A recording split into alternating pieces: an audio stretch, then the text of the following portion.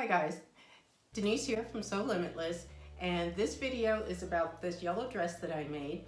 I wanted to go through some of the changes that I made, and I'm thinking that some of the alterations that I did might actually be helpful for some of you in some future projects that you do. So I wanted to go through that today and share that information with you. So let's get started. So first of all, the pattern is this very easy Vogue pattern. It's 89 to 85. I'll try to put a picture so you can see it close up. It's a dress and a tunic. It's from a few years ago, but I've had it for a while and never made it until now. So what I did is I made the dress pattern, and I did put the longer sleeves like you'll see on the tunic pattern, but I did this for the dress. One of the changes that I did make is I added this panel because, as you can see, it would be very low cut to wear it without a shirt or something underneath, and I did not want to have to do that. And so I made a pattern for this insert that I put here. It's just a triangular piece of paper basically, and measured it out. I used a rib knit so it stretches, and I made sure it would stretch because I was not putting the buttons on here, so I needed to be able to pull it over my head. So I got that done and just trimmed off the excess. It's stitched down on both sides here. So that works well if you have something that's low cut, but it's a style that you really cannot raise the neckline. This is a really good option to do, something that I've done before and works out really well. I've done it with the same color fabric, or in this case a coordinating fabric, but it's just a good option to have in case you do want to do something like that and you don't want to have to wear another top underneath, because sometimes that could just, it's too cumbersome to do that.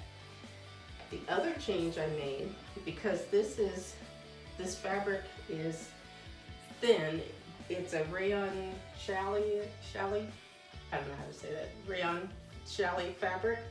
So it's really nice and it's got great flow and movement and all that, but it's also relatively thin.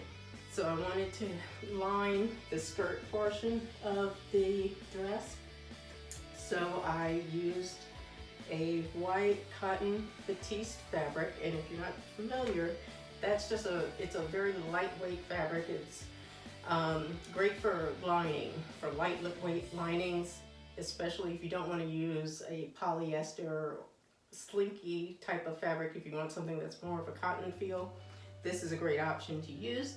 So I lined the skirt portion, and what I did to do that was I attached the lining to the front and back skirt portion as if it was one piece. So it was sewn together as if I was just sewing the outside fabric together.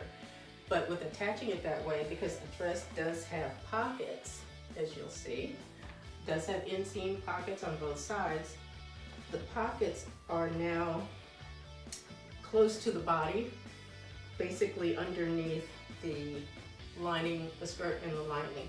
So that actually worked out really well, and it actually made it very, very easy to put all of this together, because once the skirt, lining, and the outside fabric were attached as one, it made it really easy. There were no changes in how I had to construct the rest of the dress. So it was really easy to put together. So that's an option also, especially when you have something like this, which has elastic in the waistband. So that also made it really easy to put together. But that's also an option for something, if you have something that is really lightweight and you do want to put a lining so you don't have to wear a slip or whatever underneath. Another great option to do. So those were the changes that I made for this. It's very comfortable to wear, and as I said, it was really easy to put together. I'll insert some pictures so you can see what it looks like on. But so that's it for this video.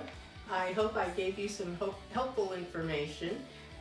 If you like this video, please click like, and please subscribe to my channel.